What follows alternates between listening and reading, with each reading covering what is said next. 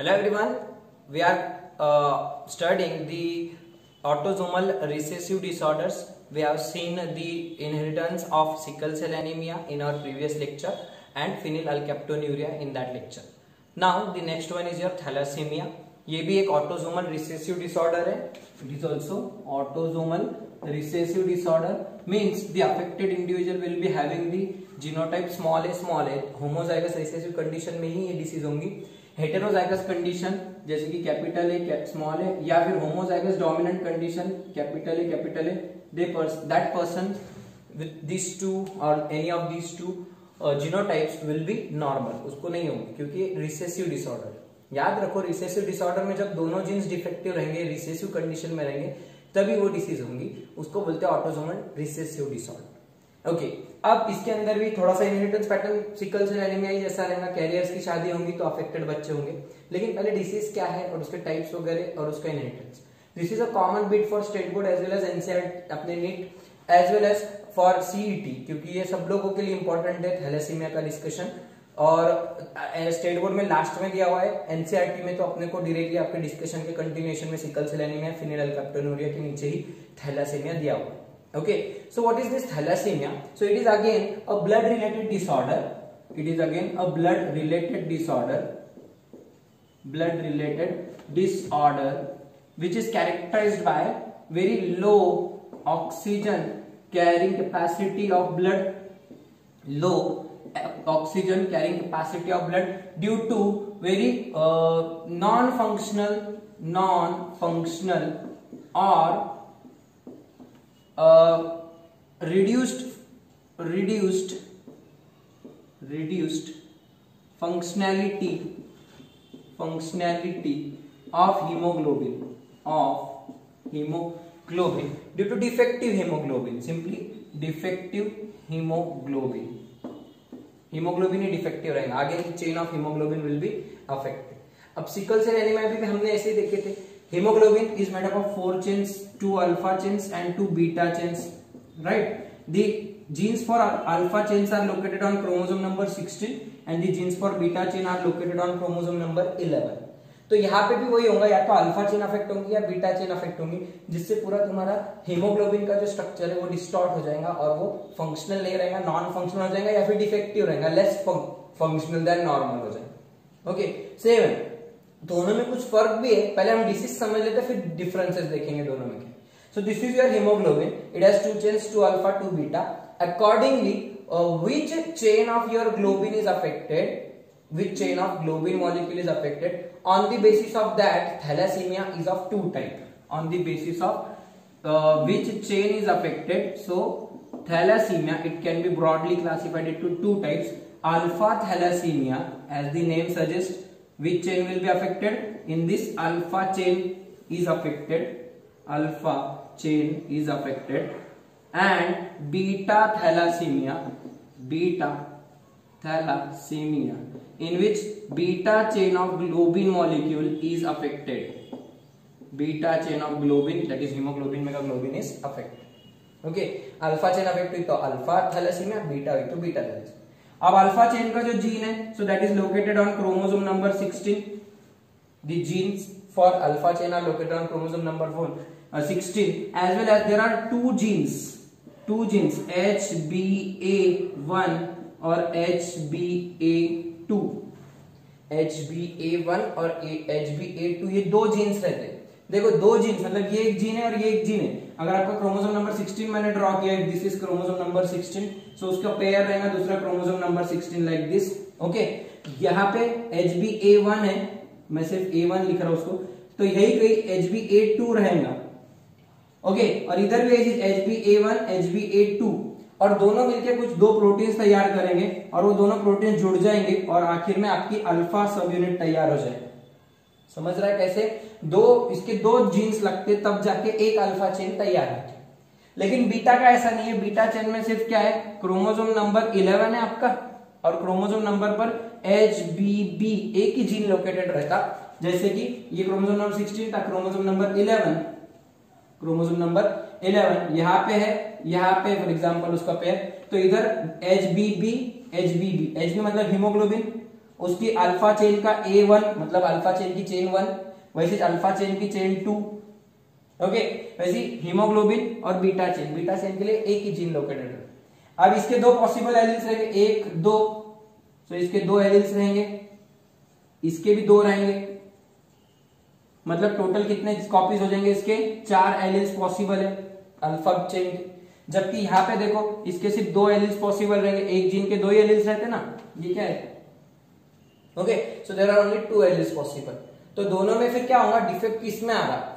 या तो कोई तो भी एक ही एलिल खराब रहेगा अल्फा में, देखो या तो कोई एक ही एलिल खराब है, या दोनों एलिल खराब है, A1 के दोनों एलिल खराब है, या फिर ये भी खराब है, या फिर ये भी खराब है। तो कितने सारे एलिल्स चारों में से खराब है, कितने सारे एलिल्स डिफेक्टिव है, accordingly alpha thalassaemia can become a major disorder. जितने ज्यादा एलिल्स खराब उतना अल्फा चेन तुम्हारा डिफेक्टिव रहेगा। जितने ज्यादा तुम्हारे इधर के एलिल्स खराब है, आउट ऑफ 4 जीन्स और 4 alleles, 4 genes or 4 alleles of alpha chain, how many are affected? So according to that the alpha molecule of your alpha chain will be affected, वो भी खराब हो जाएंगे।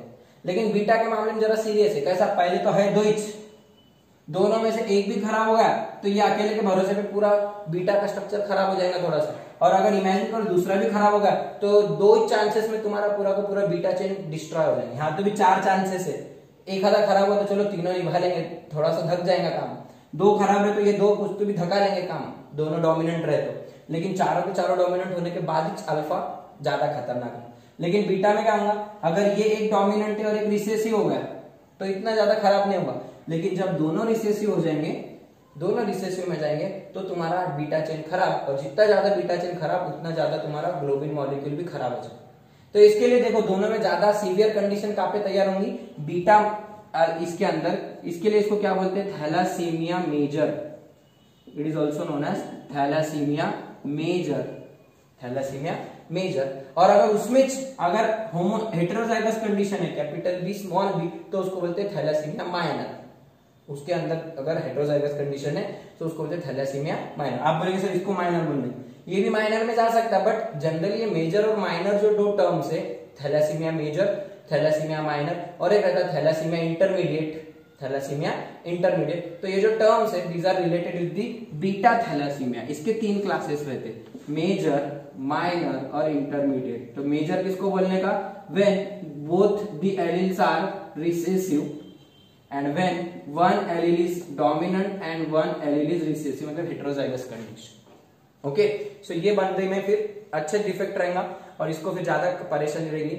अब इसके इश्यूज क्या होंगे? अगर इसका ये अल्फा चेन हो या बीटा चेन हो, खराब हो गई, खराब होने का रीजन रहेगा only 1 reason, deletion. It is the mutation, deletion और म्यूटेशन इन अल्फा चेन और beta chain will result in alpha thalassemia and beta thalassemia।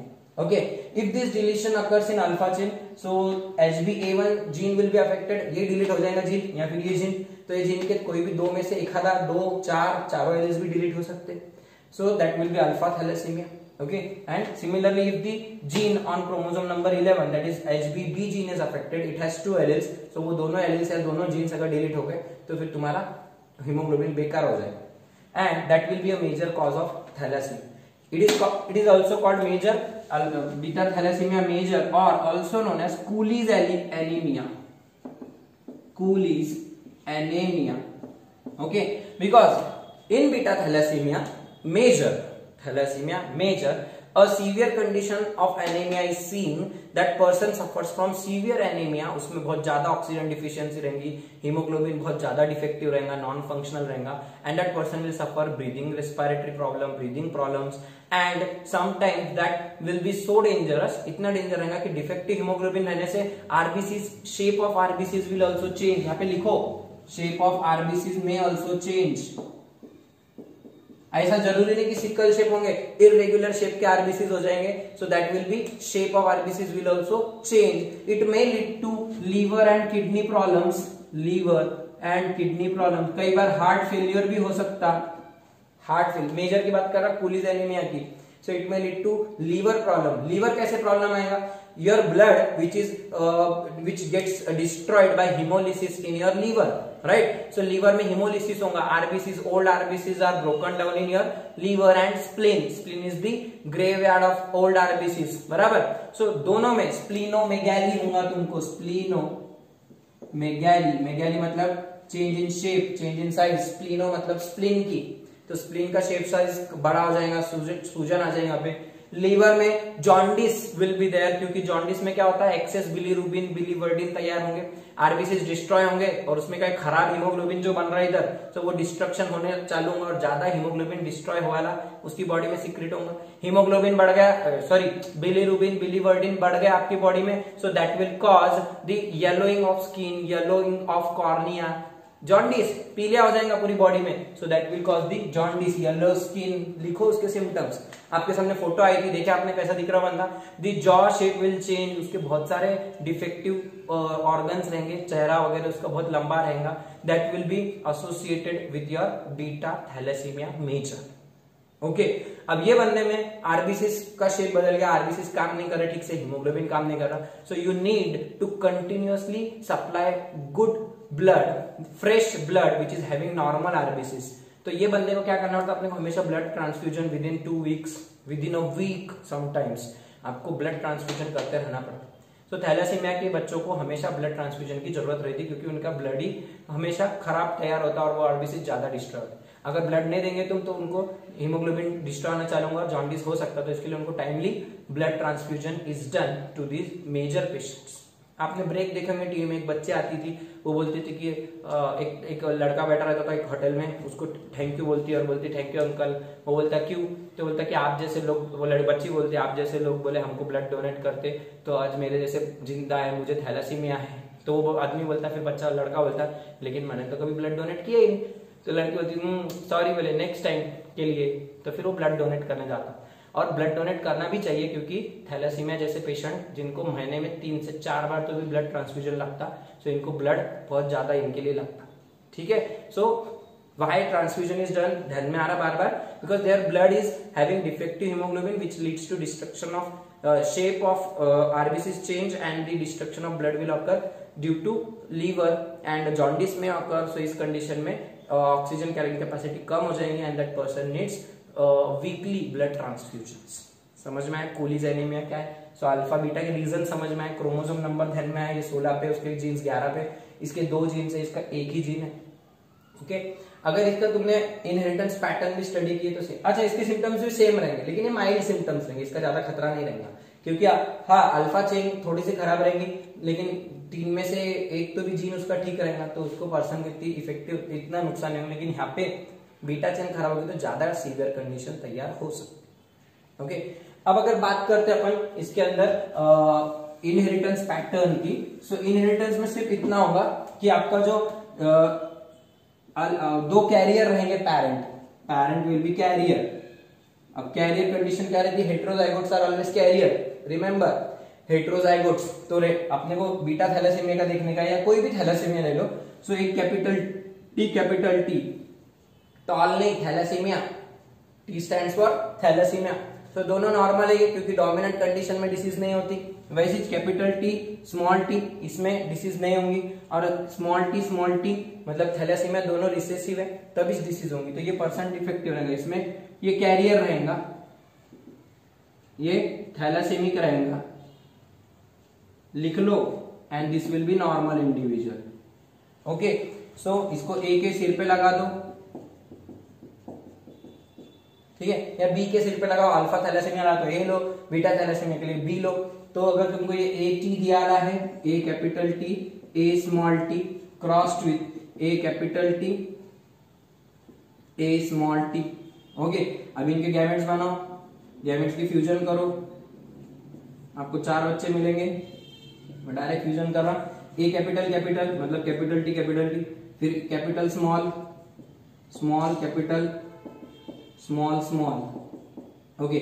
सो ये नॉर्मल है, ये बच्चे और ये कैरियर है, और ये दोनों के दोनों स्मॉल है, मतलब ये थैलेसीमिक है, ओके। अफेक्टेड इंडिविजुअल की वापस से 25%। एक बात याद रखो, ऑटोसोमल रिसेसिव जितने भी आपने अगर HbA अपन ने वो भी देखे थे। सो रिसेसिव डिसऑर्डर में ऐसे पैटर्न रहता, कैरियर्स की शादी हुई तो एक बच्चा नॉर्मल रहता, 2 कैरियर रहते, एक अफेक्टेड रहता। सिकल सेल में क्या होता कि जो अफेक्टेड रहेगा सिकल सेल एनीमिया उसकी डेथ हो जाती, लेकिन यहाँ पे डेथ नहीं होगी, उसको सीवियर एनीमिया रहेगा, अगर वो भी नहीं सप्लाई करे ब्लड टाइप पे तो वो भी मर जाएगा बच्चा, ठीक है। लेकिन इसको अगर ब्लड ट्रांसफ्यूजन करते रहे, इसको ब्लड बदलते रहे तो इसको प्रॉब्लम नहीं होगी। Okay, so this is about your thalassaemia. Inheritance pattern भी सेम टू सेम है, कुछ भी अलग नहीं है इसमें, ठीक है। Now your next disease, let's see in short. अब यहाँ पे बोर्ड का डिस्कशन खत्म हो गया, पहले तो बोर्ड वाले जा सकते, उनके काम का आगे का नहीं है। अल्केप्टोन्यूरिया का मैं डिस्कशन बताने वाला हूँ। Okay, wait, one more thing is remaining here. What is the difference in thalassaemia and sickle cell anaemia? अगर कंपैरिजन किए, so what is the comparative difference here? So अगर आपको मैं बता दूं, आप लिख के भी रखो, ये एनसेट नीट में आके वाला क्वेश्चन है। This question was asked, what is the difference in thalassaemia and sickle cell anemia? So difference is that the sickle cell anemia,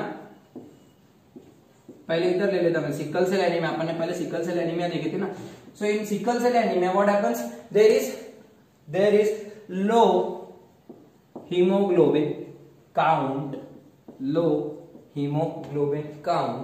and here there is defective hemoglobin बनेगा हीमोग्लोबिन, लेकिन defective बनेगा, खराब बनेगा। Haemoglobin count पे फर्क इधर पड़ेगा। Okay, इसमें अगर देखेंगे तुम, सो इसमें क्वांटिटेटिव डिसऑर्डर है और ये क्वालिटेटिव डिसऑर्डर है। ये क्वांटिटेटिव डिसऑर्डर है और एक क्वालिटेटिव, क्योंकि इसमें क्वांटिटी अफेक्ट हो रही हीमोग्लोबिन की सिकल सेल एनीमिया में, राइट। और उसकी वजह से क्या हो रहा, shape of RBCs become sickle shape and here the shape of RBCs will change abnormally, abnormal shapes दिखाई देंगे तुम्हारे को आरबीसीज के। सो शेप्स का फर्क है, प्लस एक क्वांटिटी असर होंगे हीमोग्लोबिन की और एक में क्वालिटी अफेक्ट होंगे। देखो ना, डिफेक्टिव हो गया मतलब उसकी क्वालिटी खराब हो गई, वो नॉन फंक्शनल हो गया, so it will synthesize functionally bad hemoglobin and it will synthesize normal hemoglobin, but there will be very low count of that hemoglobin. Okay, so that hemoglobin will undergo polymerization and it will change the shape of RBC. Okay, mutated hemoglobin will change the shape of RBC.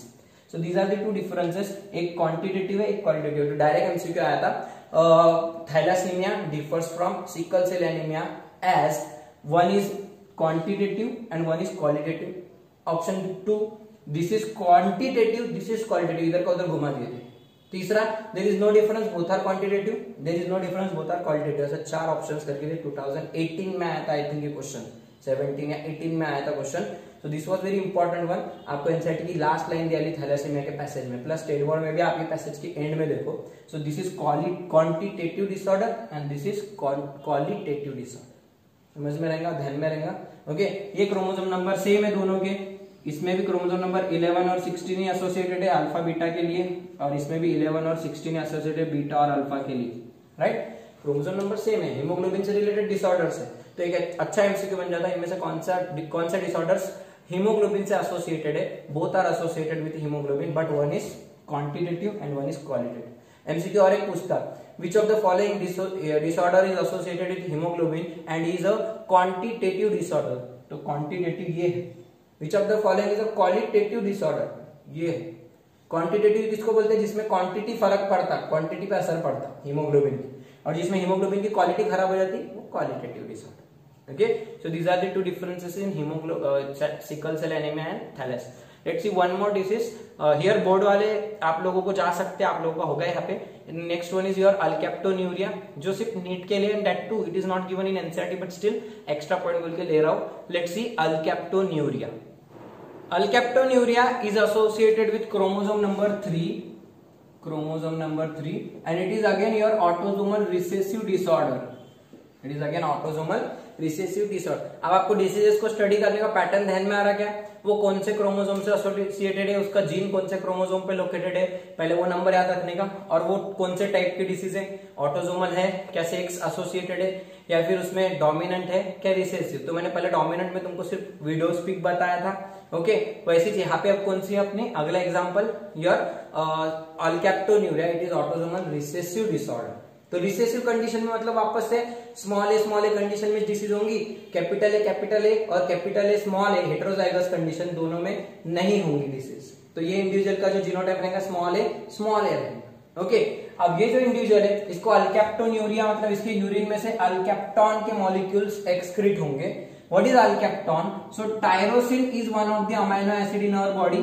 So it is broken down when it is in excess amount by an enzyme called homogentic acid dioxygenase या फिर homogenetic acid dioxygenase. This is simple name HGD, उसको shortcut में लिखते HGD enzyme, and it is broken down completely into various acids like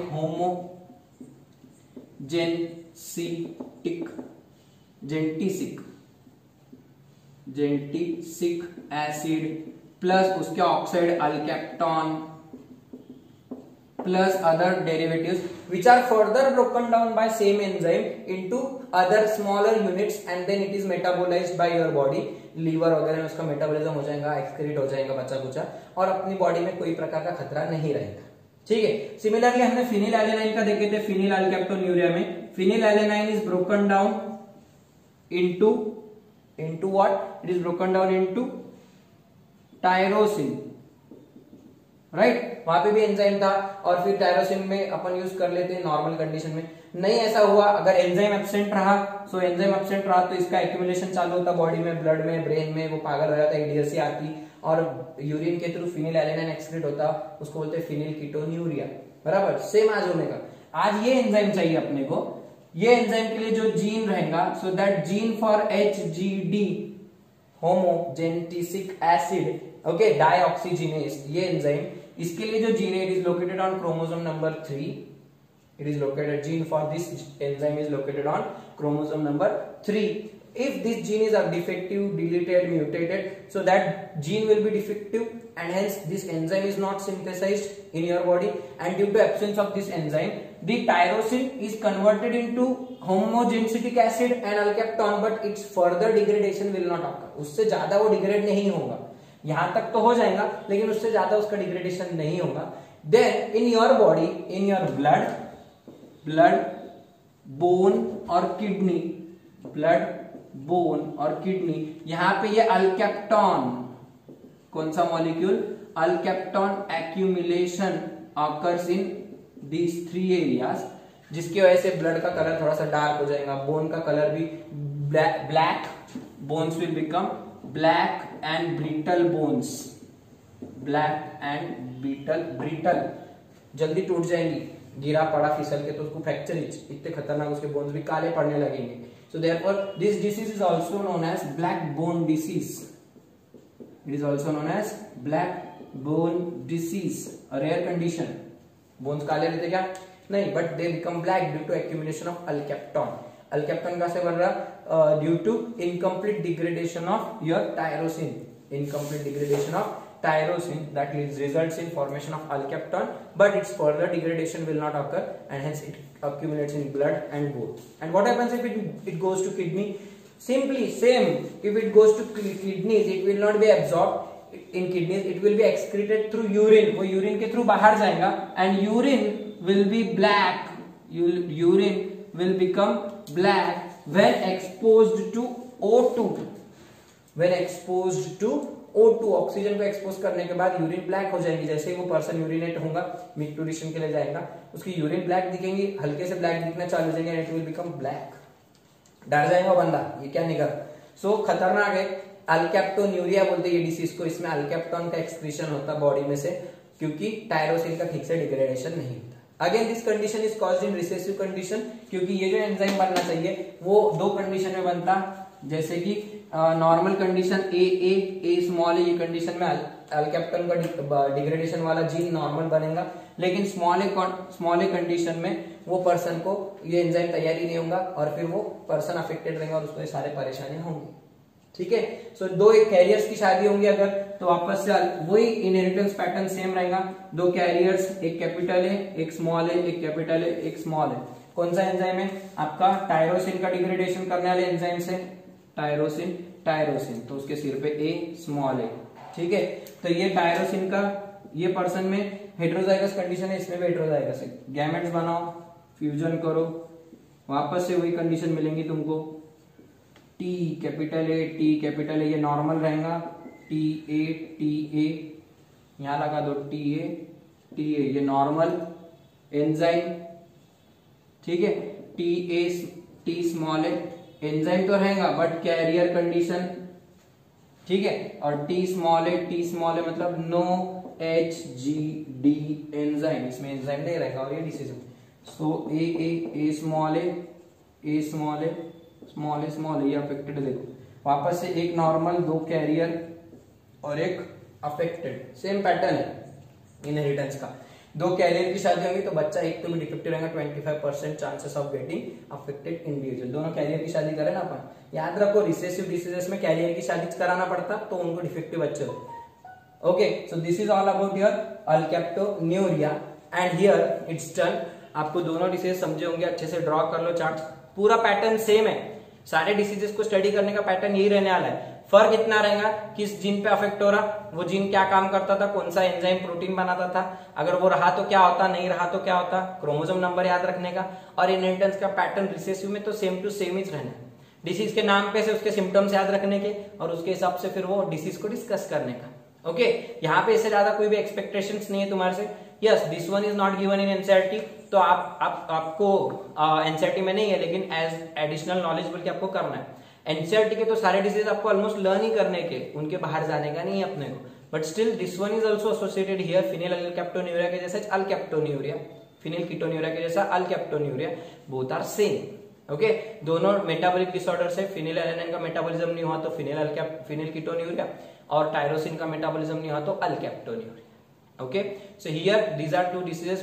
We are finished with these two. We'll see the inheritance of sex associated या sex linked diseases, X linked और Y linked diseases. उसमें X linked dominant, X linked recessive जो भी diseases अपन बात कर रहे थे, तो उसमें X linked recessive अपने को एनसीईआरटी में है, स्टेट बोर्ड में, वही अपन देखेंगे, हीमोफीलिया और colour blindness in our next lecture.